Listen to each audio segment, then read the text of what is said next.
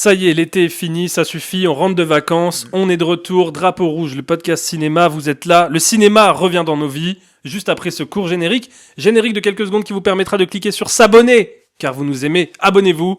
À dans 5 secondes. Bah, vous allez voir. L'émission a commencé. Bonjour, bonsoir à tous, bienvenue dans Drapeau Rouge, le podcast cinéma. Je suis Florian Epp, à votre humble service. C'est pas comme ça qu'on dit, mais j'aime bien changer la formule de temps en temps. À mes côtés, comme d'habitude, Guillaume André Petit Le Gap. Salut à tous. Ça va ou quoi ? Bah ça va très bien. Beau comme Et un toi ? gardon, frais comme un gardon, bronzé comme comme une antilope. C'est comme ça qu'on dit. Et aujourd'hui, nous ne sommes pas deux, nous sommes trois. Vous le voyez car nous sommes en vidéo. C'est une grande nouveauté de la rentrée Drapeau Rouge, le podcast cinéma. Nous sommes avec Aymeric Macouillard-Gilet de Anecdate. Excellent, enchanté. J'annonce mon nouveau compte Instagram en exclusivité ici. Il s'appelle Je suis pas hype. Vous pouvez aller me follow. Allez, follow. Allez. Aymeric Macouillard-Gilet, Anecdate, c'est super. Ça parle de sociologie, ça parle de tout ça. Donc, on s'est dit que ça avait du sens de l'inviter pour parler du nouveau film de Ryusuke Hamaguchi, puisque c'est le premier film que l'on va traiter Mais aujourd'hui. attention. Oh, quoi ? Bah grande première aujourd'hui quand même. Je l'ai dit ? Tu l'as dit ? J'ai dit qu'on était en vidéo. Putain, j'écoute plus. Je suis perdu. Coupé, en coupe. Oui, je respecte vos viewers, mais... ce serait fou. Bah non mais il y a sur Spotify tu peux choisir. Ça se trouve il y en a qui sont Oui, toujours sur t'as l'audio, raison, t'as et raison. voilà. Mais bah écoute, plutôt 2 fois qu'une, hein, vous pouvez activer la vidéo, vous pouvez nous voir. Et si vous nous détestez, vous pouvez rester en audio, hein, c'est pas un problème. Nous sommes au courant de nos physiques disgracieux. Après, il y a peut-être des viewers qui s'attachent à vous et qui veulent laisser le suspense, tu vois. Ouais, mais moi j'aime bien voir les visages. Même quand j'étais petit, j'écoutais D-Fool et tout, je voulais voir à quoi ils ressemblaient. Oui. Toi là, du coup là, c'est que On parle pas sans micro. toi c'est que du coup là.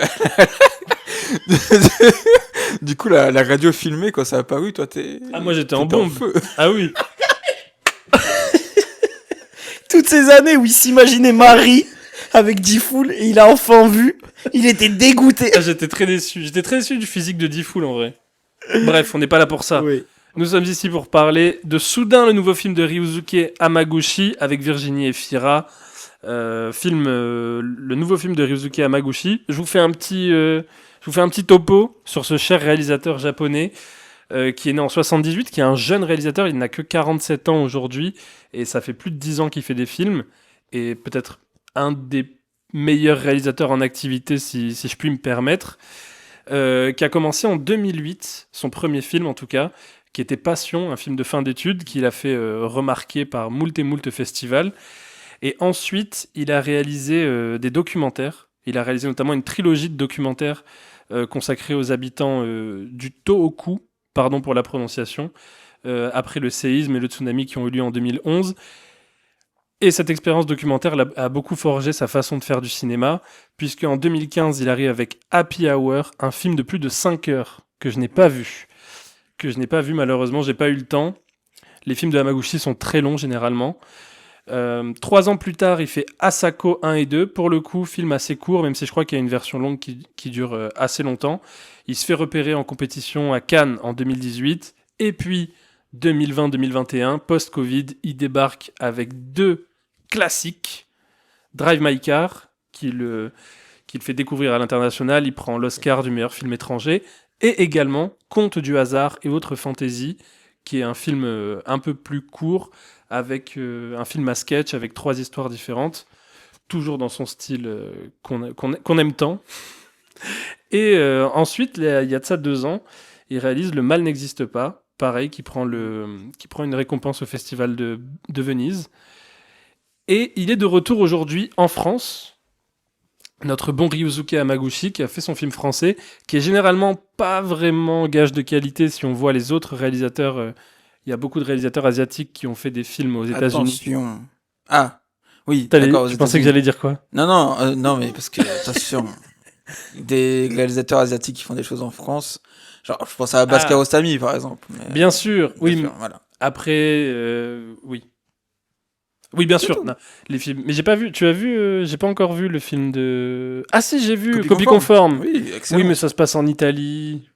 Oui, c'est multilingual. C'est avec des Français. Et puis c'est Kiarostami. Mais récemment, en tout cas, il y avait eu Koreeda qui avait fait un film en France, La Vérité avec Catherine Deneuve, qui était pas très bien. Et puis, généralement, les films de Park Chan-wook, Bong Joon-ho qui sont faits aux États-Unis sont pas non plus les meilleurs de leur filmographie Attention. à chaque fois. Mickey 17, c'est quand même très bien. Oui, oui, oui. Oui, c'est vrai. C'est vrai, je suis d'accord. Mais c'est moins bien quand même que le reste. Ça, je peux te l'accorder. Ils arrivent toujours à... Ils se tapent toujours contre le mur de Oui, Hollywood, oui, quoi. oui, non, mais évidemment. Il y a toujours des problèmes quand on va là-bas chez l'oncle Sam. Sam, qu'on embrasse d'ailleurs, qui écoute beaucoup l'émission. Il s'est abonné, lui. Oui. Donc abonnez-vous, faites comme l'oncle Sam. Exactement. Mais donc, soudain, Virginie Efira, moi j'avais confiance, honnêtement, parce que je me dis, j'ai confiance en Ryusuke Hamaguchi. J'ai pas vu tous ses films. J'ai vu, il me manque les premiers. Ok. J'ai tout vu à partir de Asako, donc c'est le 4e film de lui que je voyais. Pareil. Et là, je vous avoue que j'essaie de gagner du temps parce que je cherche le nom de l'actrice qui joue. C'est bon, j'ai trouvé, j'arrête de gagner du temps. Soudain de Ryusuke Hamaguchi avec Virginie Efira et Tao Okamoto. Je sais pas si vous avez regardé la filmographie de cette femme, elle est improbable. Tao je Okamoto, sais la pas meuf du qui tout. joue dans Soudain, elle a joué dans X-Men Origins Wolverine. Dans. Ah oui. Bah, ça, je pourrais pas te dire. Ah oui. Je crois qu'elle joue la femme de Wolverine quand il est au Japon. D'accord. Et elle joue aussi dans Batman vs Superman. D'accord. Et très maintenant, bien. elle est dans Soudain. Ça me fait plaisir pour ça, On parle pas sans. Pardon, ça me fait plaisir pour ça, je pense. Ah oui, oui, non, mais elle est aussi mannequin, etc. Je pense qu'il n'y a pas de problème. Un long film de 3h16 sur plusieurs thèmes dans ce film. On va d'abord avoir l'humanitude, un concept de soins accordés aux personnes âgées dans les EHPAD, etc. Mais aussi une amitié / romance / on sait pas trop ce Oui. qui se passe entre les deux personnages principaux, puisque c'est deux femmes. Guillaume André Petit, Le Gap. C'est moi. Tu l'as vu ce film? Non. Ah bah mince. Bon, Ça- Aymeric Macouillard-Gilet. Eh ben Oui. vas-y, ouvre donc ce foutu Alors, bal. d'abord sur Hamaguchi, Oui. j'avais découvert à l'époque, juste un peu après sa sortie ou un peu plus tard, je sais plus, Asako 1 et 2. J'avais dû en entendre parler sur Twitter, j'imagine, à l'époque, ou je sais pas où, mais on me l'avait conseillé peut-être, que j'avais adoré. Donc, du coup, j'ai commencé à regarder, être contemporain du cinéma d'Hamaguchi comme ça. Bon, ensuite, il y a eu le grand Drive My Car, dont tout le monde a parlé. Excellent film, qui reste pour moi encore aujourd'hui le meilleur de sa filmographie. Je suis d'accord. J'ai adoré Conte du hasard aussi, qui est un autre film qui est, comment dire, un plus petit film. Je me demande si ça n'a pas été tourné pendant le Covid. Il a à tourné, l'époque. je crois qu'il a tourné pendant le montage Ah de oui, Drive c'est ça, My Car. Ouais. exactement. Donc Conte du hasard que j'adore, que j'avais adoré aussi. Il me semble qu'il était même dans mon top 10 de l'année. À l'époque. Oh. Oui, mais Oui, d'ailleurs, pour les gens qui ont un peu peur des films longs et qui voudraient s'intéresser à ce qu'il fait, c'est un bonne porte Oui. d'entrée, je pense. Parce que le film fait 1h30 C'est ça. ou un peu plus, mais c'est 3 histoires Voilà. de 30-40 minutes. Et c'est assez formidable. Drive My Car, c'était long, parce que j'avais adoré, mais j'ai pas souvenir. Ah oui, oui, c'est 3 heures. Ah Hein. oui, c'est 3 heures aussi, oui. Ok, mais c'est Ouais. marrant. Et du coup, Le Mal n'existe pas, que j'avais bien aimé, même si je le trouvais en dessous de ce qu'il avait déjà Ouais, fait. je suis d'accord. Pareil. Mais j'avais beaucoup aimé. J'avais quand même beaucoup aimé. Maintenant, Soudain, donc. C'est quoi? On aurait dit que c'était le mot dans ta phrase que ça allait soudain et que ça allait... Soudain. Et ben, j'en sors. Comment dire? Je suis très, très, très, très, très, très heureux de ce film. Ok. Je le trouve vraiment très, très, très, très, très bon. Évidemment, il en a déjà parlé en interview, mais c'est un cinéaste qui est évidemment très influencé par Romer. Oui. Ça se voit encore dans ce film avec les écriteaux, avec les dates, Ouais. avec avec de longs plans de communication, enfin de dialogue.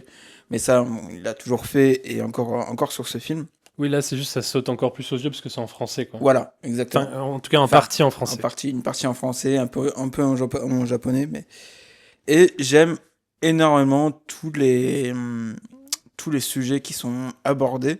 C'est fou qu'un cinéaste japonais se dise, et si on parlait un peu de l'après, le post affaire Orpea.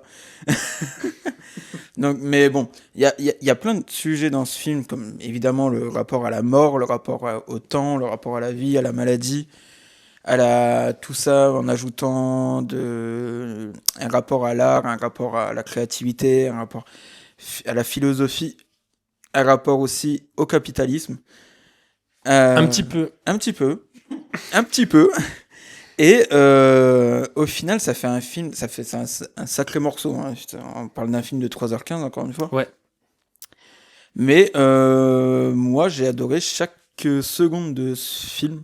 En fait, on a toujours l'impression que ça va s'arrêter, mais ça s'arrête pas. Et je trouve ça assez formidable. Tout est fluide. Et il y a aussi évidemment le sujet de l'amitié ou plus. Aussi, il y a plein de petits sujets qui sont dissimulés, non pas dissimulés, disséminés plutôt, ouais, c'est plus correct. Dans ce film, comme la petite histoire de la relation entre Virginie Fira, qui est du coup présidente d'un EHPAD, et une aide-soignante qui est là depuis, ou infirmière qui est là depuis très longtemps, bien avant elle. Et il y a aussi tout un sujet sur l'univers psychiatrique. Ça, c'est très fort. André Breton l'a fait il y a 100 ans. Oui. non, mais c'est tout ce truc de rester enfermé à l'intérieur alors qu'il y a l'extérieur, mais d'un côté, il y a un peu un extérieur dans l'intérieur. Il y a plein de choses qui sont assez formidables. On en parlera peut-être plus en détail après.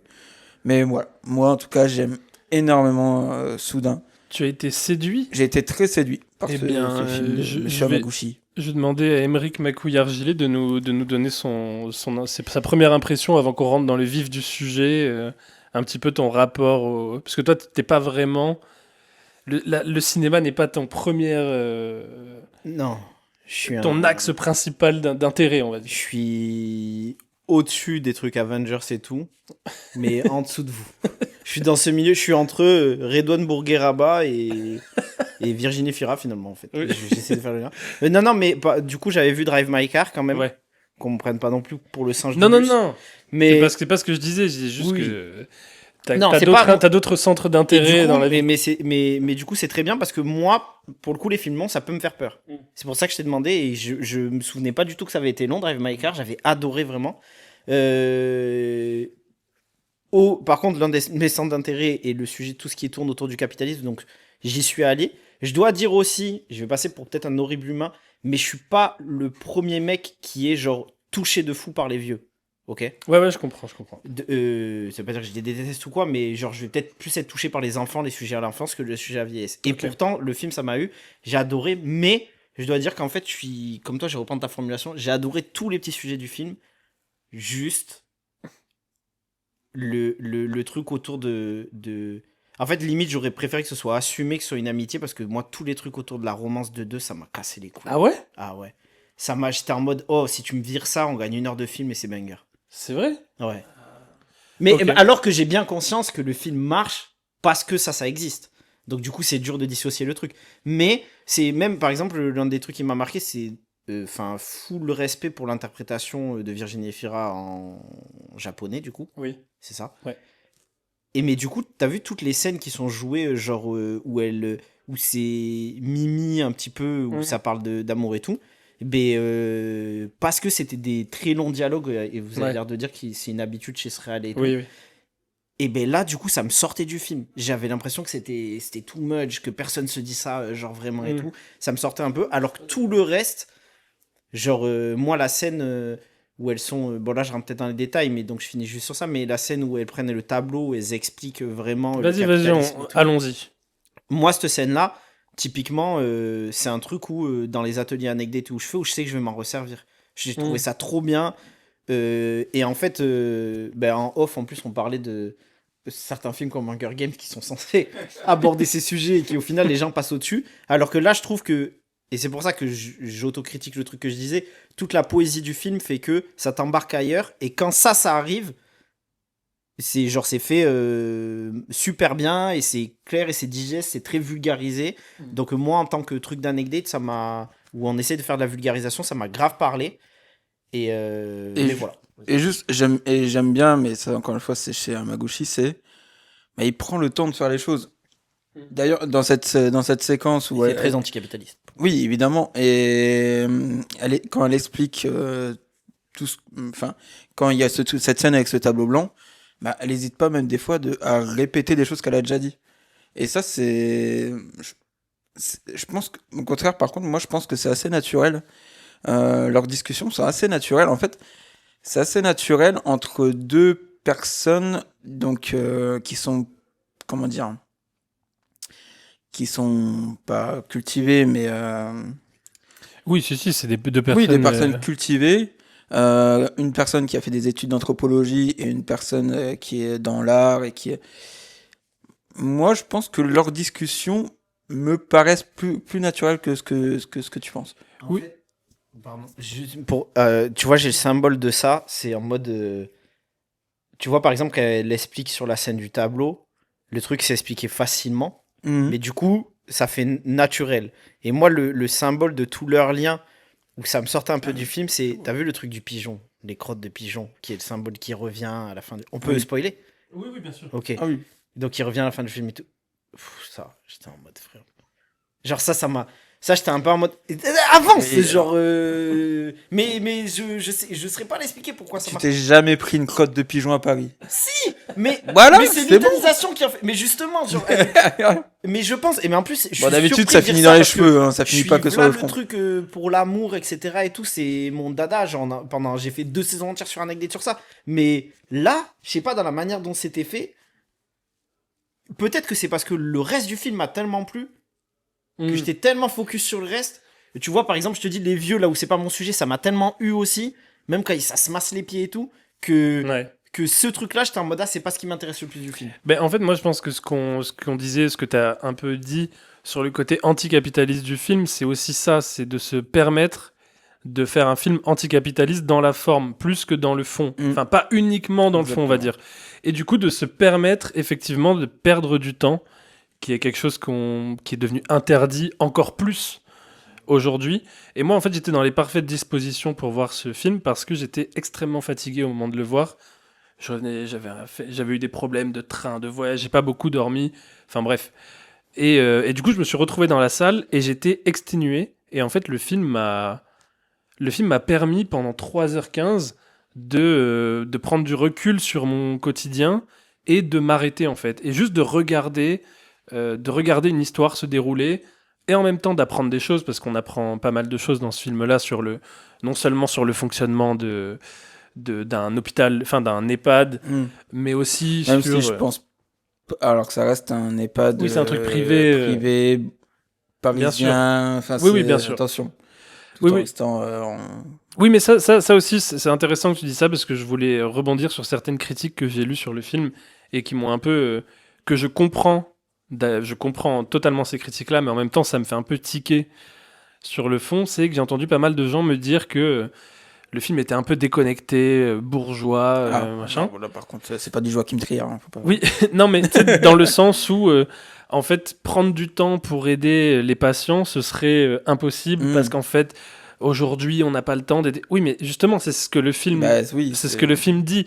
C'est qu'aujourd'hui, on est tellement bousillé par l'outil capitaliste, par ce rouleau compresseur qu'on vit au quotidien, qu'on peut même pas s'imaginer le temps d'un film, le temps d'un long film, certes, mais qu'il y a une autre façon d'appréhender le rapport aux gens. C'est-à-dire que le message du film qui est de dire « Venez, on passe plus de temps à soigner les gens pour mieux les soigner », c'est vu comme quelque chose de bourgeois et de déconnecté. Alors que... Mais en plus, surtout que, pour le coup, c'est pas comme si la contre-pensée de ça, elle n'était pas exprimée dans le film. Bah, Il y a c'est ça. deux petites... Il y a les remarques je crois qu'il y a la Renault au début du film qui dit un truc dans ce sens, en purée, c'est encore plus incarné par la vieille qui... Ouah, c'est fou comment... Mais c'est comme ça que j'ai retenu les gens. Mais l'infirmière plus âgée, quoi.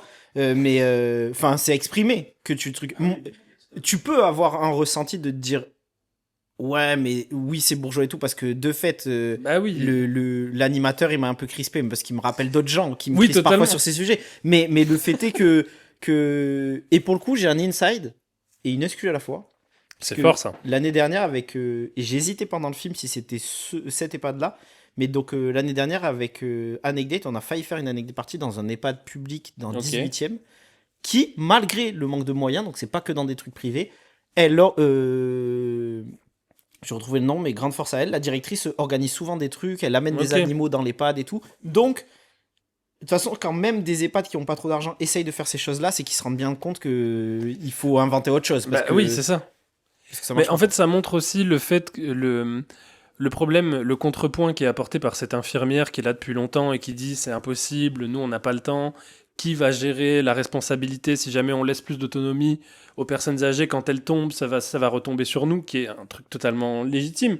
C'est que la position de Virginie Efira, du personnage de Virginie Efira dans le film, elle est privilégiée parce que elle a ses bonnes idées, elle est idéaliste, elle se dit ah ben moi ça va être comme ça, et sauf que elle a du mal à voir les répercussions que ça pourrait avoir sur les autres. Que évidemment, quand quelque chose se passe mal, les premières personnes sur qui on tape, c'est les personnes qui sont au contact des patients, et donc les infirmières, les aides-soignants, etc. Et je trouve ça trop bien parce que pour le coup, du coup, ça exprime un vrai truc là pour rentrer dans ce que le film traite dans l'analyse du capitalisme. C'est que ça, déjà, ça analyse le fait qu'on a tellement coincé les gens dans un système auto-surveillé que le premier réflexe, c'est de dire oui, mais ça va retomber sur moi. Ouais. Donc déjà, c'est un signe que le système il est fucked up. Et le deuxième truc, moi, ça m'a fait penser, c'est un sujet qui m'intéresse grave. C'est en fait ce fameux truc de des managers qui, pour le coup, ou des directeurs et directrices qui ont, et ça peut se passer hors des EHPAD, dans toute entreprise, Ah oui, qui non, ont fait des études pour essayer d'amener des solutions qui soient tournées vers les gens, mais qui en fait, il y a un gap, et pas toi, mais il y a un gap qui est trop grand entre les gens du terrain qui, eux, on leur permet pas d'avoir ce recul-là, et du coup, ça leur permet pas d'avoir la confiance envers le personnage incarné par Virginie Efira, parce qu'ils ont la tête dans le guidon en te disant, mais non, mais nous, notre réalité, on n'a pas le temps de faire ça. Et après, il y a mais évidemment ce truc de formation. Alors, c'est comment le nom du coup? L'humanitude. L'humanitude. Qui existe, j'ai pas vérifié. L'humanitude existe, ouais. J'ai entendu Ok. une interview de Hamaguchi ce matin qui D'accord. disait que c'était un vrai truc qui existait. Après, je sais, j'ai pas trop fait des recherches pour savoir. Qui est Jusqu'à un peu quel point, fou de devoir former des gens à. Bah oui, mais en même temps, Mais- en même temps. C'est ça le génie du film. Mais oui, mais évidemment. C'est ça qui est un très bon rappel. Enfin, j'espère que les gens en sortiront de la séance, ils se diront ça, quoi. Ah bah oui, non mais clairement. Mais enfin, moi je trouve que qu'il y a que des idées formidables dans ce film de toute façon. Ouais, pour rebondir un truc que t'as dit, Ouais. et du coup qui capte avec ce que t'as dit toi, Flo, c'est que c'est trop bien amené le fait de, du coup, la side histoire sur le truc psychiatrique, et que elle, tu découvres à la fin, Mm. la personne un peu plus âgée, que en fait, elle a vécu cette étape-là, et en fait, que parfois, quand tu vois des gens réfractaires à de nouvelles solutions, c'est peut-être qu'elles ont une lucidité que nous, on n'a pas connue, même si on a plein de bonnes intentions, et qu'en fait, il faut creuser dans ce sens-là. Ça, j'ai trouvé ça trop bien. Oui, oui.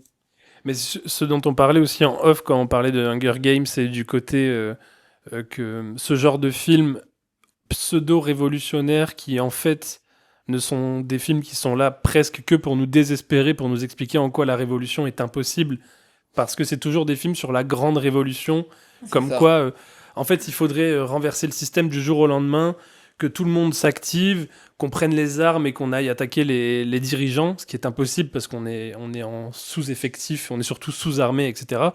Oui, Pour parce moi- qu'on n'est pas en sous-effectif. Non, on n'est pas en sous-effectif, on est en sous-effectif dans la tête. Ah oui, voilà, d'accord. Oui.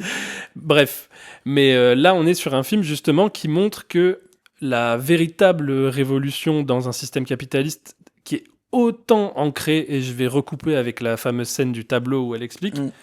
c'est que ça se passe par petites étapes. C'est-à-dire que petit à petit, on va faire ça. En fait, c'est révolutionnaire de bien traiter les gens. Dans un Ouais. système capitaliste qui, tu vois, il y a un moment, c'est tout un truc qui est dit, il faut qu'il y ait, je sais plus les pourcentages, mais pour qu'on ait tant de subventions, il faut qu'il y ait 35% de malades qui marchent, qui soient debout, 22% de pourcentage chute, de chute et tout. Enfin, des trucs comme ça. Donc on est dans un système qui est horrible. Ah oui, On parle oui, de ça- gens dans un EHPAD, on parle de potentiellement vos parents, vos grands-parents, vous dans plusieurs années. On parle de vous. C'est vous le pourcentage de gens qui chutent. C'est pas des petits points, c'est pas des. Et en fait, le système dans lequel on est a réussi à nous numériser jusqu'à ce point-là. On est des stats. On est des statistiques. Et Hamaguchi montre ça à travers le personnage de Virginie Efira et aussi à travers le personnage de l'infirmière quand il explique tout son tout son background et toute son histoire de vie. Pareil pour Efira qui dit qu'en fait c'est sa mère qui était en EHPAD et là, vu qu'elle a été maltraitée, ça a accéléré le processus de mort, etc. Hamaguchi nous dit, en fait, la véritable révolution, enfin il nous dit pas, il nous le montre, c'est d'abord commencer par révolutionner autour de toi un maximum et petit à petit inspirer les gens. En fait, moi quand je vois Soudain de Hamaguchi, quand je sors du film, je suis pas désespéré. Alors même que la fin est très triste, mélancolique, puisque il y a donc la metteuse en scène qui finit par décéder du cancer, donc c'est toujours triste. Mais à la fin, je sors plein d'espoir à me dire, mais effectivement, on pourrait en fait, par petits changements comme ça, créer un mouvement et petit à petit ramener les gens comme ça. Et c'est ça qu'elle montre dans le tableau quand elle explique le capitalisme qui en gros fonctionne par son intérieur grâce à ce qui se ramène de l'extérieur. En fait, c'est métaphorisé par métaphorisé, ça ne se dit pas, mais vous comprenez ce que je veux dire. C'est par le jardin même. En fait, l'EHPAD privé devient cet intérieur-là et ils se créent eux-mêmes leur, entre guillemets, safe place, pour dire un mot qui est un peu galvaudé. Un monde à part qui fonctionnerait en dehors du capitalisme, qui est un truc idéaliste, qui est un truc qui est peut-être impossible, mais en tout cas, c'est rendu crédible par le film, parce qu'on se dit effectivement, c'est impossible de changer tout le système, mais on peut peut-être déjà commencer par changer les mentalités, et ça part de là. Et nous revenons à Lénine, analyse concrète d'une situation concrète, c'est-à-dire qu'en fait, là, à l'heure d'aujourd'hui, là, le 23 août 2026, au moment où on enregistre ce podcast, nous ne sommes pas prêts pour la révolution. Merci, dis-le, Cook. Si demain quelqu'un arrive et, je sais pas, fait un coup d'État socialiste ou je sais pas quoi, machin, ça ne fonctionnera pas, puisque la population est majoritairement fascisée par les éléments extérieurs, la télé. Donc, petit à petit, il faut d'abord changer le système de l'intérieur, et ça prend du temps. Il faut aussi accepter le fait que on le verra peut-être pas de notre vivant, mais on peut mettre notre pierre à l'édifice. Tout ça, c'est un processus très très long, et ça demande un film de 3h16, c'est le minimum. Voilà. Et la preuve en est, alors déjà, les gens sont pas prêts, la preuve en est, parce que Luigi a voulu vous ouvrir la marche, personne n'a suivi, donc déjà, primo. Mais ça devrait être un cas d'école, ça, de comment... Et la preuve que ça ne fonctionne pas. La preuve qu'aujourd'hui, un acte révolutionnaire comme ça, encore plus un acte de mort comme ça, ne fonctionnera pas, puisque ça n'a aucun sens en fait. Et du coup, moi je suis grave d'accord avec tout ce que tu viens de dire, et ce qui est très important, c'est que en fait, à tous Ah, j'adore cette marque là, c'est Palestine Coca là, c'est ça? Ouais, excellent. Palestine Cola. Moi, tout ce que tu viens de dire, faut le montrer. En fait, ce film, j'espère que tous les pseudo-créateuristes de contenu, bandeurs de gauche qui font genre c'est des marxistes prime alors qu'ils ont jamais lu Le Capital en entier, j'espère vraiment, et il n'y a pas de mal de pas avoir lu Le Capital en entier parce que c'est très compliqué ou quoi, mais du coup j'espère vraiment qu'ils vont le voir et le comprendre, ce film, parce que moi, les discours et du coup, vu qu'on est dans un monde binaire, quand tu tiens les discours qu'on a, tu peux être pointé comme si tu étais dans l'autre camp, alors que c'est juste, il y a des gens, vous êtes déconnectés de la réalité matérielle des gens.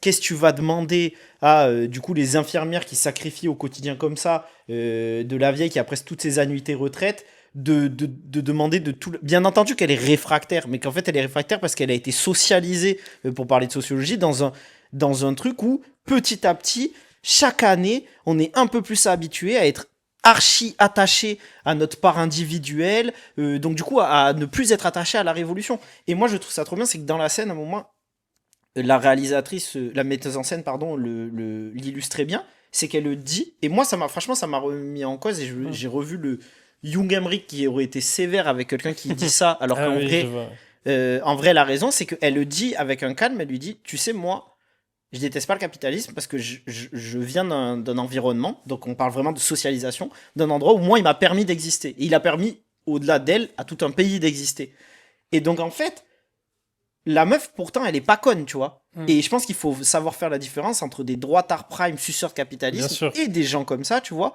qui ont, vous m'excuserez pour les gros mots, tu biperas après, et des gens comme ça qui ont la lucidité. Moi, ce qu'elle dit là, quand elle dit la phrase, de toute façon, la démocratie, même le système sur lequel on bande tous, pour qu'il marche, c'est... il a besoin du système capitaliste. C'est ça. Ça t'éclaire, et non, franchement, et c'est trop bien fait. Et je trouve, à un moment, il y a eu un truc Alors, vous m'arrêtez si je me trompe, parce que. Mais moi, il y a une scène qui est symbole de ça. J'ai trouvé ça trop bien. C'est quand elles font les soupes, elles sont à la montagne. Le fait qu'elles disent juste, dis Siri. Et de te montrer oui. que même dans ce Mais moment-là, bien sûr. en fait, on y est. Et c'est. En fait, ça fait partie de ton quotidien, c'est Ouais. fini. Même dans les moments cool dont tu veux t'échapper du capitalisme, il est quand même là. Et ça, j'ai trouvé ça trop bien. Et sur le temps notamment, ça moi j'aime beaucoup parce qu'il y a 2 scènes comme ça qui en même temps le film prend énormément son temps et permet d'installer des scènes de dialogue qui sont assez longues et en fait qui sont timées par des trucs matériels. C'est-à-dire que je crois que c'est la scène qui est juste après ou juste avant qu'elle fasse le tableau capitalisme. Elles ont le temps de parler, le temps que le café coule. Oui. C'est-à-dire que la Exactement. discussion... Oui, Oui, elle le c'est-à-dire dit. qu'elle met un minuteur et elle dit bon, on a genre, je sais pas, dans 5 minutes, le café a fini de couler, du coup on parle. Et quand elle dit 10 Siri pour les nouilles, c'est pareil. Et ça, Elles ont le temps de parler. Et ça, en plus, c'est formidable, le truc du Siri, parce que on oublie. Oui. Bah oui, oui. La discussion continue et on oublie qu'elle ait dit ça. Et faut pas oublier que cette séquence, en plus, se passe sur une colline à Kyoto, en plein milieu Bah de nulle oui. part. C'est magnifique. Et en plus, pour remettre un peu de forme là-dedans, c'est qu'on est dans des... C'est une scène qui commence très tard la nuit, très tôt le matin. Oui. Et du coup, c'est...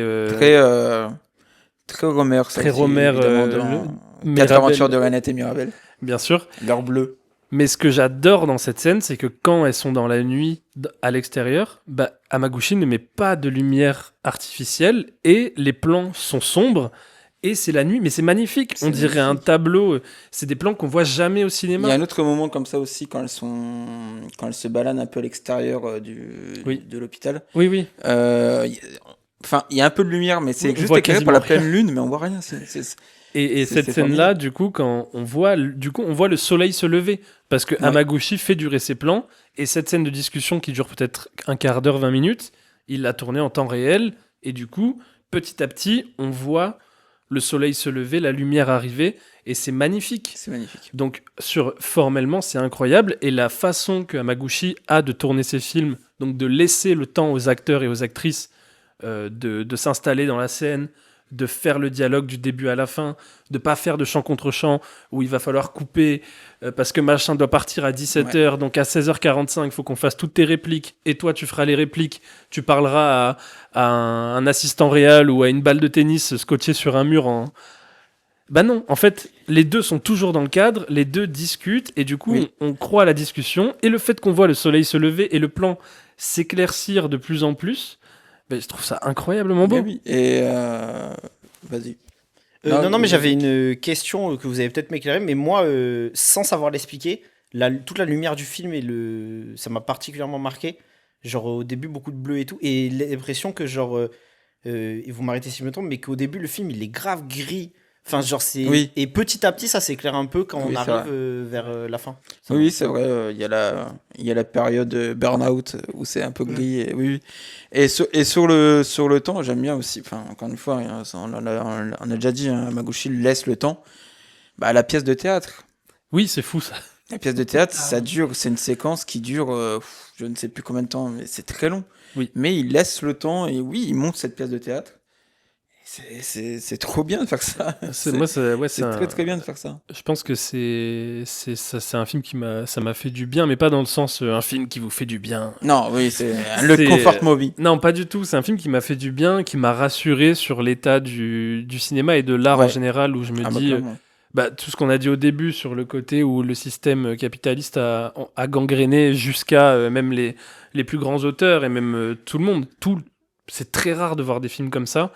Et lui arrive réellement. Oui, pour moi, voilà, c'est le film le plus anticapitaliste. Bah, en fait, De la- oui, bah, en fait, c'est. Mais c'est pas juste sur le fond, c'est aussi tout ce qu'on a dit sur On la est d'accord forme. qu'il peut y avoir des films beaucoup plus anticapitalistes, Godard l'a fait, machin, mais c'est vrai que bah, vous verrez très peu de films en 2026 qui va balancer toute une séquence, toute une discussion qui dure peut-être une demi-heure dans le film parce que ça commence au moment où elles partent de la BNF et qui parle du capitalisme et ça reste quelque chose à noter.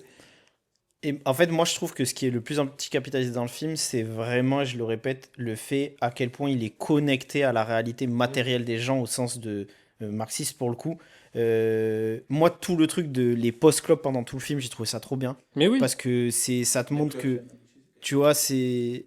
Ok, en plus, je savais même pas. Bah, la clope chez Hamaguchi, surtout une séquence dans Drive My Car.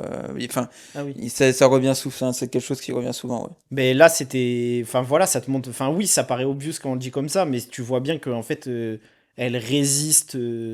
Enfin, c'est les petits moments où ça résiste Ouais, juste c'est par ça. ça, et ça te met en exergue que c'est le truc qui tue. Surtout l'autre, elle fume alors qu'elle a un cancer. À un moment, la Oui, vieille oui. en fauteuil roulant lui dit... Ça va te tuer. Et elle Ouais. est... Enfin, il y a tous les trucs comme ça. Et non, et moi, ça m'a fait penser juste... si je peux... Souvent, je le recommande, mais là, plus que jamais, j'y ai pensé pendant que j'ai vu le film.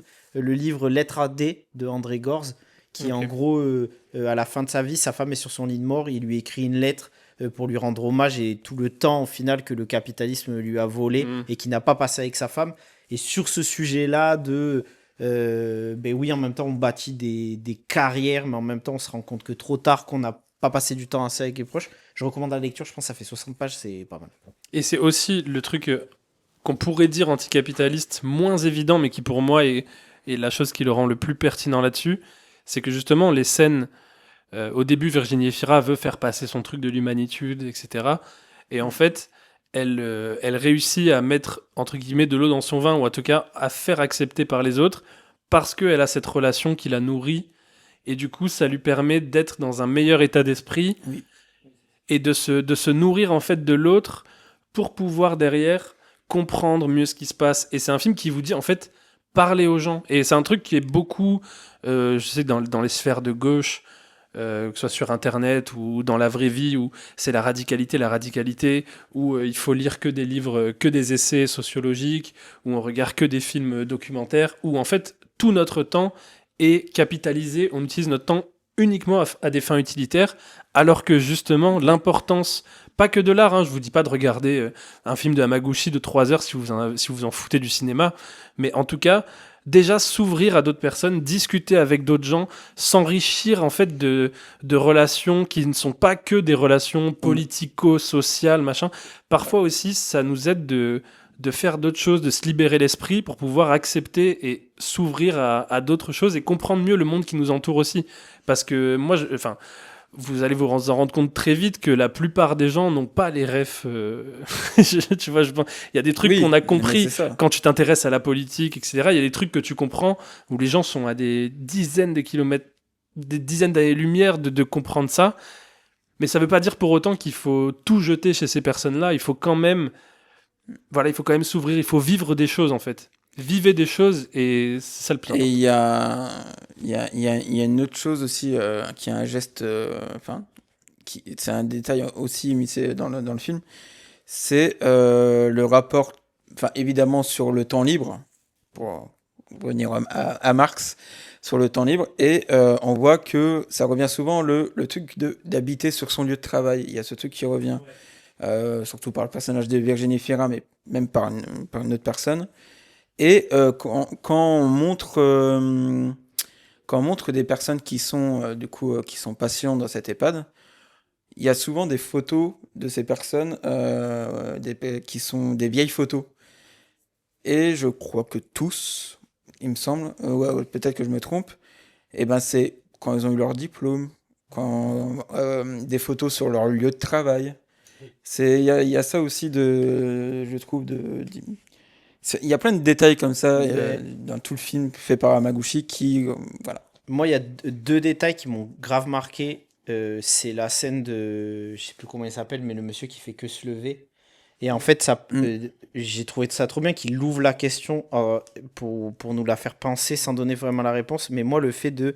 Est-ce qu'à partir du moment où quelqu'un est malade, tu dois oublier, tu dois forcément lui pardonner de manière automatique? Et que, en plus, la scène, elle est bouclée parce qu'à la fin, il y a un dernier regard de son fils quand se joue Oui. la pièce de théâtre où tu vois qu'il comprend beaucoup de choses et tout. Ça, c'est un des détails qui m'a marqué. Et juste sur le truc autour du capitalisme, il y a une fois de plus, je trouve le message du film, c'est ah, mais on nous fait, et notamment incarné parce qu'on nous parle beaucoup du risque, est-ce qu'il tombe et tout, comme tu l'as dit, pendant que le mec de l'ARS il est là. Mais en fait, je crois que ce que le capitalisme il a le plus réussi, et on le voit maintenant c'est qu'on nous fait croire qu'on peut vivre une vie totalement sûre, Mm. Mais en fait, ça, c'est de la surveillance. Et déjà, c'est un terrain royal pour ceux qui utilisent la sûreté Oui. à l'extrême droite pour grailler sur les gens et faire prospérer leurs pires des idées. Et surtout, en fait, c'est l'ennemi même de la révolution. C'est-à-dire que si vous voulez vraiment faire la révolution, à un moment donné, il va falloir oublier de penser et il y aura des risques et il va falloir Oui, encaisser. c'est ça. Quoi.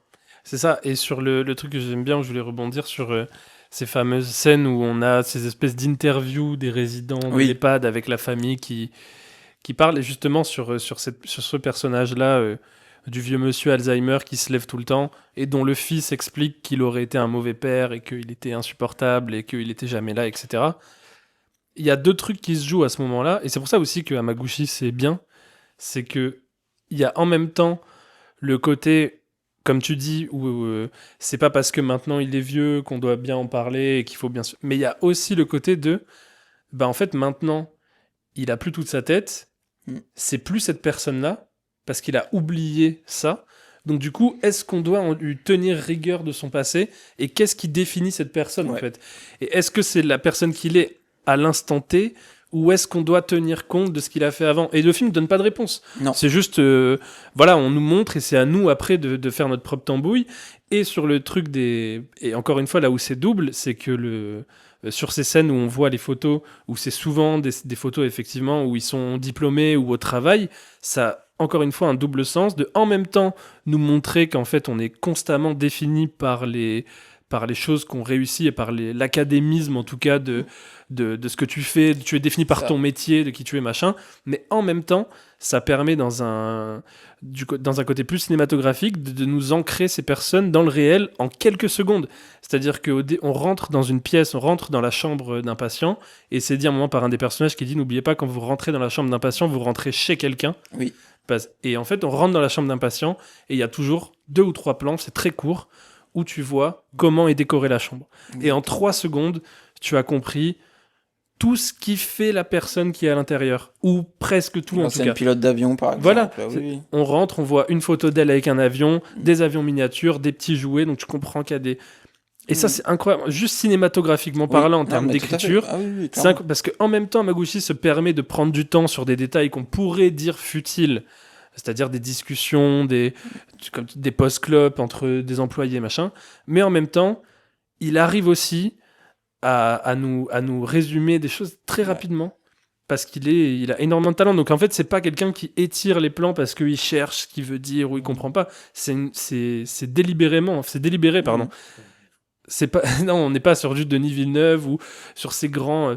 Et j'écoute dans l'interview de Hamaguchi que j'écoutais ce matin, il lui passe un extrait de Jean Eustache, qui est un grand réalisateur de la Nouvelle Vague notamment, qui a fait La Maman et la Putain, entre autres. Et qui disait que le rôle d'un auteur sur un film, c'est d'être là pour être sûr qu'il ne se passe rien. C'est-à-dire pour être là pour être sûr que personne n'interfère avec le film et pour laisser les choses se passer d'elles-mêmes. Et Hamaguchi n'avait jamais entendu ça et a dit c'est totalement ce que je pense. C'est-à-dire que moi, je suis là pour que je donne ce que j'ai écrit aux acteurs, aux actrices, et ensuite je m'assure qu'ils soient dans les meilleures conditions pour ne pas être dérangé par il y a des marques au sol, donc à ce moment-là il faut que tu ailles marcher par là, tel personnage il faut qu'il dise ça à tel moment, il y a des fonds verts partout, voilà, c'est ça, vous débrouillez, et même la lumière n'est pas importante comme on a dit tout à l'heure, où il n'en a rien à faire qu'il fasse sombre, qu'il fasse nuit, qu'on ne voit pas très bien. Ça fait partie de son cinéma, ça fait partie de son réalisme, et on peut ne pas adhérer esthétiquement à ça, hein. Je comprends que ce soit difficile d'accès, mais en tout cas moi je trouve que c'est du génie personnellement. Oui. Et d'ailleurs, plus que jamais, j'ai pensé à toi, puisque ce film embrasse ton plaisir coupable. Plus que jamais, on peut écouter Corneille et on vit chaque jour comme le dernier. En sortant de ce film, je l'ai écouté. Mais c'est ça, c'est aussi l'importance de l'instant présent, ce que je disais sur est-ce qu'on est défini par son passé ou non. Là, on est sur des vieilles personnes qui potentiellement qui ne vivent pas, non, c'est un fait, dans la même temporalité que nous. C'est-à-dire que c'est des gens... C'est des gens qui ont Alzheimer, donc du coup, on va faire un truc à ce moment-là, on va la rassurer parce qu'elle a peur, dans une seconde, elle aura oublié. Est-ce que c'était vraiment utile, entre guillemets, du coup ? Est-ce que c'est vraiment utile de bien s'en occuper en sachant qu'il n'y aura pas de récompense au fait que Et là, il y a même un truc cinématographique de l'écriture de scénario où tout doit être, où tous les tiroirs doivent être fermés, où tout doit recouper. C'est-à-dire que tous les jours, tu remets ton titre en jeu, entre guillemets. C'est-à-dire que les personnes t'oublient, tu sais pas si elles savent quitter, mais tu vas quand même les aider parce que c'est comme ça et c'est l'instant présent qui compte. Et peu importe que, pareil pour la metteuse en scène qui a un cancer et donc qui va mourir bientôt, on pourrait se dire... Non, on pourrait se dire quel intérêt de nouer une relation avec elle en sachant que dans 3 semaines, elle va décéder. Mais c'est là justement que le film est beau. C'est de dire, bah non, tout ce qui s'est passé, ça compte et ça va compter. Et en fait, la vie des gens influe jusque même après leur mort et même pendant qu'ils sont encore vivants. Le passé sert le présent et le présent servira le futur parce que justement, on n'est pas des statistiques, on n'est pas des chiffres. On est des êtres humains à part entière et on a une influence sur l'univers qui nous entoure. Et le film réussit à faire passer ce message, non pas parce qu'il le dit, mais parce qu'il le montre par la forme, en faisant durer les plans, tout ce qu'on a dit. Et ça, voilà, c'est incroyable. Et ouais, mais justement, sur ça, pour conjurer ce que tu dis, de toute façon, je trouve que c'est bien résumé qu'elle a dit jusqu'au dernier moment, tu sens quelque chose dans leurs mains, quoi. Mais, exactement. et j'irais même dire, vous avez vu la scène où elle explique, donc on vit pas le temps pareil, eux c'est des pointillés, et à un moment elle dit, et en gros, en fait il faut faire attention parce que sinon si t'arrives trop brusque à un moment où eux ils sont ailleurs, grosso modo ils sont en train de vivre une autre époque, et que t'arrives trop brusque, tu leur rappelles un présent qui n'est pas le leur à ce moment-là. C'est ça. Et moi je trouve que c'est une trop bonne métaphore aussi sur ce qu'on disait avant, à savoir... Tu sais, quand t'as des gens qui, dans leur réalité matérielle, sont, je le répète, tête dans le guidon, donc ils sont loin de la révolution, c'est pas leur réalité, etc. Ils sont juste, je remplis le frigo, je survis, etc. Quand t'arrives avec tes grands sabots, parce que t'as, soi-disant, lu Marx et que t'as compris toute la révolution, et que t'arrives et que tu leur dis juste, la révolution c'est comme ça, les comportements qu'il faut avoir c'est comme ça, c'est ça qu'il faut faire pour s'en sortir. Mais en fait, tu leur parles d'une réalité qu'ils vivent pas. Donc ils le vivent comme une agression. Et je trouve que ça, pédagogiquement, le livre aussi, il invite le film, pardon, il invite aussi à se pencher sur ça, sur dans quelle manière, sur ces sujets-là, même s'ils sont très sérieux, qu'ils font les penser, et que oui, on veut tous la fin du capitalisme, mais sur quelle manière on s'adresse à l'autre et on rentre dans sa réalité, tu vois, justement. Exactement. Et qu'on soit pas coupé de tout. Bon. Est-ce que tout le monde a dit tout ce qu'il voulait? Moi, c'est sur le film, parce que ça fait quand même pas mal de temps qu'on parle, mais bon, on aurait pu faire 3 heures de podcast sur le film en vrai. Il y a tellement de choses à dire, je suis sûr qu'on a oui, il y a d'autres sujets, mais c'est voilà. Super, en tout cas. Ouais, c'était un très beau film. On va passer maintenant sans transition. Mouillez-vous la nuque, parce que là, on va parler de. J'ai même pas envie en vrai d'en parler. Donc la fin de Hawk Street de David Robert Mitchell. Qui est David Robert Mitchell? Moi, j'ai voulu qu'on parle de ce film. Je l'avoue, c'est de ma faute et je m'excuse. C'est ce que je voulais dire. C'est par contre ça, tout ce qui va se passer là, c'est complètement de ta faute. Par contre. Je m'excuse parce que j'ai une relation. J'ai une relation amour-haine avec David Robert Mitchell, qui est un réalisateur qui a réalisé 4 films. The Myth of the American Sleepover, son tout premier film avec un tout petit budget. Il a ensuite fait It Follows, Under the Silver Lake. Et donc maintenant, la fin de Hawk Street. Et en fait, pourquoi je voulais parler de ce film? Parce que c'est quand même un réalisateur qui a une petite réputation dans le milieu underground américain. Il y a beaucoup de cinéphiles qui l'aiment beaucoup. Et moi, alors que il agite tous les signifiants que j'aime, c'est-à-dire que toutes les références qu'il a, c'est des références qui me parlent, que ce soit Lynch, que ce soit Robert Altman. Enfin bon, on vient du même... du coup, le S-word maintenant. Il y a toujours eu du S-word dans ces films. J'avoue, j'ai jamais vu aucun autre. Ah, t'as pas vu? Non. Ok. Je découvre. Non, le S-word, c'est le réalisateur qui a réalisé un film de dinosaures et un réalisateur américain. Une trilogie. Voilà, une fameuse trilogie. Il est cancel, lui? Non, c'est juste que on n'a pas le droit d'en parler. Okay. On veut pas en parler parce qu'on l'aime pas. et que tout le monde en parle à longueur de journée. Et qu'il a fait trop de mal au cinéma. Bref. Mais on ne parle pas au passé, c'est toujours le cas. En gros, toutes ces rêves me parlent. Je vois... en plus, c'est un cinéaste duquel j'ai été contemporain parce qu'au moment où il sort ses films au milieu des années 2010, c'est quand moi je suis je suis cinéphile de fou et je suis à fond dans toute cette scène. Je sais pas si c'est A24. Si c'est A24, David Robert Mitchell. Donc je suis à fond dedans et tout. Ah ouais. Mais j'arrive pas à aimer ses films. Je ne comprends pas pourquoi je n'aime pas ces films. Ouais, The Myth of... Non, maintenant j'ai compris. Mais The Myth of the American Sleepover, son tout premier film, c'est un film qui est un espèce de teen movie qui est, je crois, le dernier jour de vacances ou l'inverse, le dernier jour des cours avant les vacances, je ne sais plus. Et en fait, on suit une bande de jeunes dans une banlieue à Détroit Ok. sur le papier. Sur le papier, très intéressant. C'est tout ce que j'aime. Dans Très la Linklater. forme, mais oui, très Linklater. Dans la forme, c'est des longs plans avec des longs plans fixes, avec des panneaux, machin. C'est tout ce que j'aime sur la forme. Pourtant, le film m'ennuie au plus profond. Ok. Et je ne comprends pas pourquoi j'aime pas ça. It Follows, on est sur un film d'horreur un peu low budget, film d'auteur, où c'est pareil, des plans très lents, très inspirés Carpenter. Je n'aime pas ce film, alors que sur le papier, il y a tout ce qu'il faut pour que j'aime. Et summum de l'incompréhension, Under the Silver Lake, qui convoque David Lynch, qui convoque Philip K. Dick, qui convoque Robert Altman, avec des histoires de théorie du complot, de Andrew Garfield qui va chercher pourquoi il y a des sociétés secrètes qui lui veulent du mal, il doit trouver une femme, mais qui en même temps disparaît. Je déteste ce film. J'ai vu ce film 4 fois, d'accord ? Je suis fou, parce que je ne comprends pas pourquoi j'aime pas ce film. Et à chaque fois que je le vois, ça ne fonctionne pas. Ok. Et j'ai trouvé aujourd'hui, alors j'ai trouvé bien avant, mais là c'est définitivement, j'ai compris en voyant la fin d'Oak Street, bien que j'imagine qu'il a eu beaucoup de problèmes au financement, beaucoup de problèmes à la production, parce que du coup Under the Silver Lake avait fait un bid monumental, et donc il a mis énormément de temps à réaliser celui-là. Très... Ah ouais, ça fait un bide. Ah oui, non, il J'en ai est... beaucoup entendu parler de ce film quand même. Oui, il est très coté dans les sphères un peu cinéphiles, mais en vrai, il a pas marché du tout. Ok. Et je crois que c'était en 2017, Under the Silver Lake, quelque chose comme ça. Donc ça Oui, faisait commence à quasiment dater, 10 ans qu'il n'avait pas fait de film, ce qui est fou. Et donc là, j'ai pas envie non plus de le juger à 100% sur ce film-là, parce que j'imagine que voilà, il a fait ce qu'il a pu. Mais en fait, c'est que le problème de David Robert Mitchell, c'est qu'il arrive jamais à dépasser ses références. Jamais.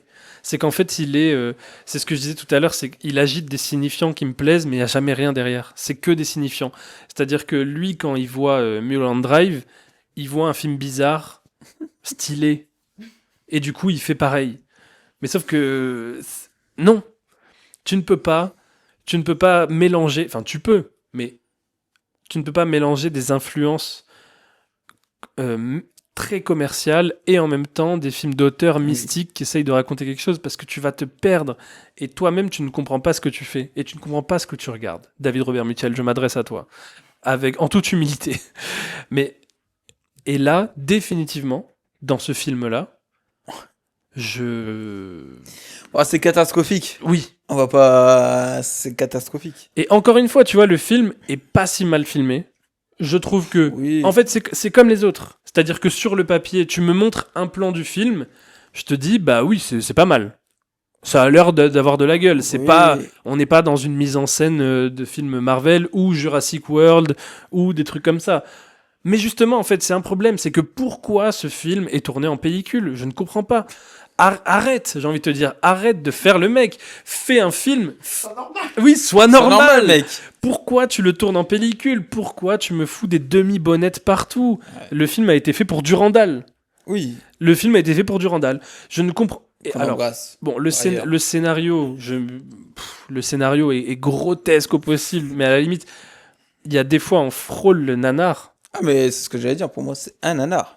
Ah oui, bah écoute, vas-y, je te laisse un peu le sol. Non, mais désolé, mais je découvre ce cinéaste avec ce film, du coup, mais donc pour moi, c'est la seule référence que j'ai sur ce cinéaste. Mais c'est un nanar, film Netflix, avec une idée de base, donc cette idée de tout un quartier ou toute une ville qui se retrouve... Ça m'énerve aussi. Moi, je suis un fanat de Voyage dans le temps, d'accord ? Pour moi, c'est... Pour moi, le voyage dans le temps... Retour vers le futur. Non, c'est bah, sauf excellent. retour vers le futur. Mais pour moi, je trouve que le principe... Le principe même du voyage temporel dans l'art, c'est quelque chose qui me fascine, même Bien quand sûr, c'est très mal parce fait. que ça peut être... C'est une multitude de Bah, possibilités. c'est ça. Et surtout à la Mais- fin de ce film-là, parce qu'à la limite, les prémices de « Oh mon Dieu, il y a des dinosaures qui arrivent du passé dans le présent », bon ça, je m'en fous. Mais à la fin, il va sur un truc un peu mystique, Oui. cadique. Oui. Et je me suis dit, ah, peut-être qu'il va me choper avec ça en faisant. Il n'en fait rien. Comment c'est possible, le gap? Pourquoi?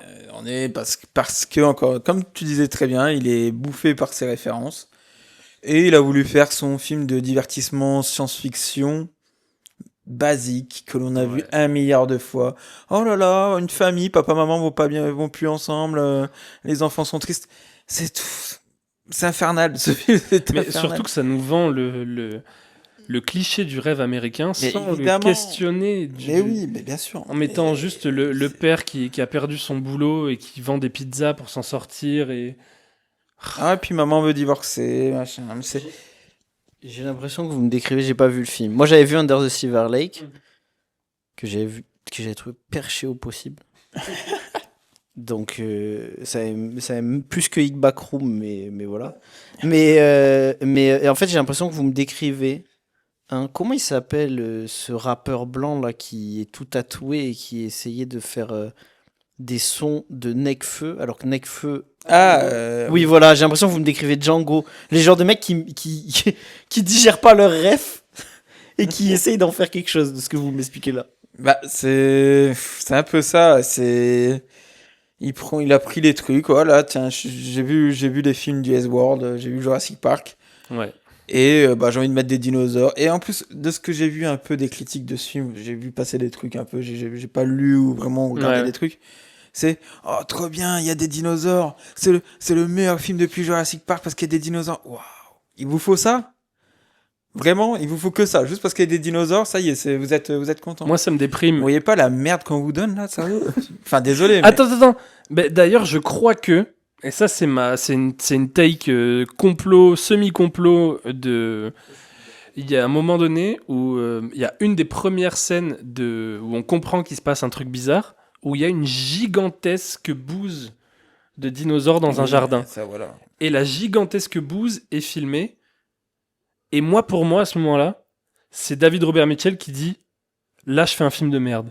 Non, là, t'as bu. Je suis sûr Non, et il a je juste, te il a jure. juste fait une référence Tu sais à pourquoi Jurassic Park. Non. Tu sais pas. Attends, parce qu'il y a un autre truc. Ah, c'est dans Jurassic Park, la gigantesque bouse? Oui. Ah, bah j'ignorais. Mais, peu importe, parce qu'il y a une autre scène à un moment donné où il y a 2 dinosaures qui sont en train de faire l'amour. Enfin, en train de copuler. 2 dinosaures qui sont en train de faire l'amour. Du coup, j'imagine 2 dinosaures en train de s'embrasser comme ça, en train de se séduire et tout. Non, ils sont en train de copuler. Et en fait, t'as Ewan McGregor et Anna Thaoué qui passent devant et qui se marrent. Encore une fois, ça aurait pu être une scène rigolote, mais il faut qu'il sursignifie de « Oh, pourquoi tu rigoles? Bah attends, c'est absurde. » Et là, Anna Thaoué dit à Ewan McGregor « Je veux te prendre en photo devant cette scène. » Et il lui dit pourquoi. Elle a dit « Parce que j'ai envie d'immortaliser ce moment absurde et stupide. » Et pour moi, c'est encore une fois là le réal qui laisse des trucs en disant « Là, je suis en train vraiment de faire un un... » Jurassic Park, il me semble, de mémoire, il y a pas de. Non, il n'y a pas ça dans dinosaures qui Jurassic Park. Non, mais tu vois, des fois, j'ai l'impression que David Robert Mitchell a perdu la guerre. Il en a conscience. Depuis Under the Silver Lake, il a pas eu la carrière qu'il méritait. Et là, il a conscience pour moi de faire un nanar. Peut-être. Et il le dit dans ces moments-là. Tu vois. Après, du coup, il a tout réussi parce que le film fonctionne. Oui. J'ai vu des trucs passer. La surprise de l'été. Donc Ouais, je c'est pense un que. C'est un enfer. Oui. Non, franchement, les gens prennent de la merde. Mais c'est comme le S-World, hein, tous les films du S-World. Hein, les gens ont pris. Je sais quoi, son film où il y a plein de références à. Ah oui, Ready Player One. Ouais, ça, tout le monde a adoré à l'époque. Parce que Oui. tout le monde a pris cette daube-là. Moi, je sais pas, j'ai jamais de la vie, je regarderai un film pareil. Où j'ai vu le début, peut-être. Le film d'avant, on était là, il faut discuter avec tout le monde, il faut... Il a dit, ma mère la pute si je regarde. Non, mais, enfin, désolé, mais sur l'épisode, l'avant-dernier épisode, le dernier épisode, on avait parlé, non, l'avant-dernier épisode, Spider-Man. on avait parlé, voilà, de Marvel et tout, mais là, c'est un niveau au-dessus. C'est un niveau au-dessus de merde. Enfin, je veux dire, c'est. Oui, mais je trouve que quand même, il y a des... Visuellement, il y a des choses. Oui, ok. visuellement, c'est pas dégueulasse. Moi, là où le film m'énerve vraiment sur le fond, et... Non, les deux, en fait. Parce que, pour moi, les scènes entre les... Tu vois, les scènes de famille, où ils sont en famille dans la maison, le truc américain de Home, où il y a le mari, la femme, le petit garçon, la petite fille, le frère et la sœur qui se chamaillent mais qui au fond s'aiment et que même si c'est la galère, ben en fait on va s'aimer. Pour moi là, pourquoi il ne fait pas un commentaire là-dessus?